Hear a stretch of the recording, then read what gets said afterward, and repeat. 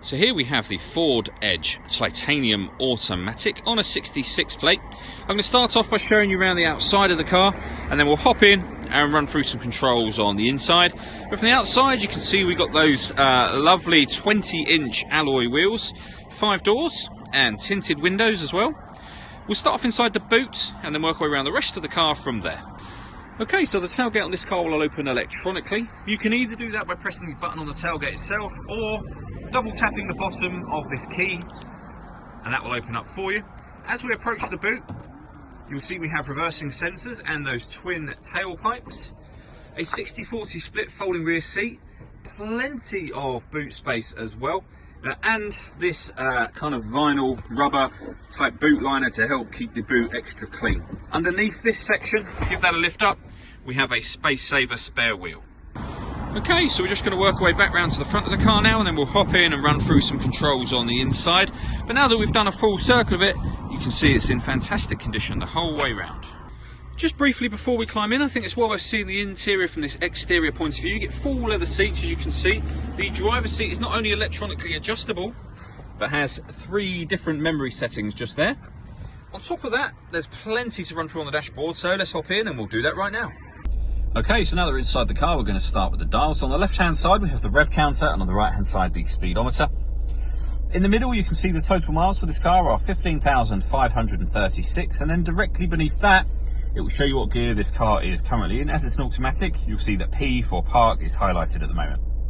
Above that, in the centre, we've got the menus for entertainment, navigation, and your phone. So you go through any of these menus you want to, and enter them using buttons on the steering wheel, which I'll show you in just a moment. The menu on the left can also be changed. We've got driver assist menus, a trip computer, fuel economy, so you could have the fuel economy information up there, for example. All sorts of information you can change and customize as you like. And the buttons to do that are on the steering wheel, as I say. So these buttons take care of this left-hand menu, and these ones, that central menu. Also on the left, we have cruise control and speed limiter. And then on the right hand side, we have stereo controls and voice activation. So you can hit that button and ask it to dial anyone in your contacts list, and it can do that for you without you having to take your phone from your bag or pocket. That is, of course, once you paired up your phone, and that is done over here on the touchscreen. Just hit connect to phone and then follow the instructions on screen where it says add device from there. If we go back a page, you can go to the home menu directly from here if you wish to. Up in the top right hand corner, we have satellite navigation. There's a full video showing how that works on both our website and on our Facebook page. It's well worth checking those videos out if you have the time. In the bottom left, we have your music options. So you can see there we have AM, FM and DAB radio, a CD player, USB input. We have also got Bluetooth audio, SD memory card input, and auxiliary input as well. So plenty of ways to listen to your music. And then you can see in the bottom right there, we have controls, somewhat limited controls because the rest are down the bottom, but we have controls for the climate control. So up on here, it'll tell us the temperature that we've set for the driver's side and passenger side. You can see that being adjusted, and I'll show you where I'm adjusting that in just a moment.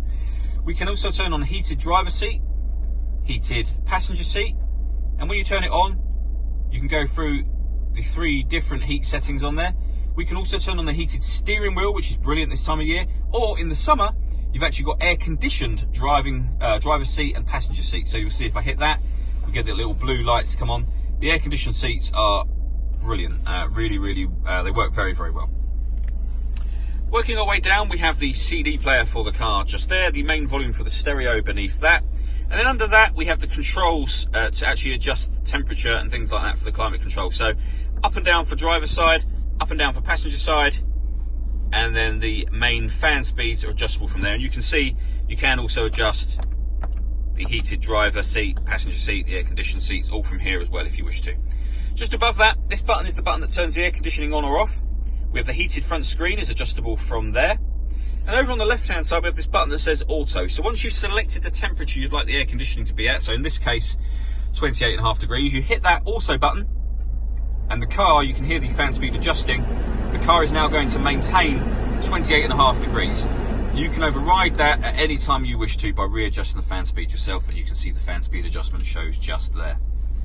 Underneath that section, We have the SD memory card slot, auxiliary input and 2 USB inputs, and you can close that back over again. The fully automatic gearbox, electronic handbrake. To the right hand side of the gearbox we have these two buttons here. So firstly, this one will turn off the stop and start. So this car is designed to cut out in traffic when it's stationary to save you fuel. You can turn that system off from there should you wish to. And then beneath that, you can turn off the parking sensors. As well as parking sensors, this car has also got a full colour reversing camera. You can see that just there, with guidelines showing you what direction the car is headed in relation to the image that you see behind you. The last thing I want to talk about is the panoramic glass sunroof on this car. First,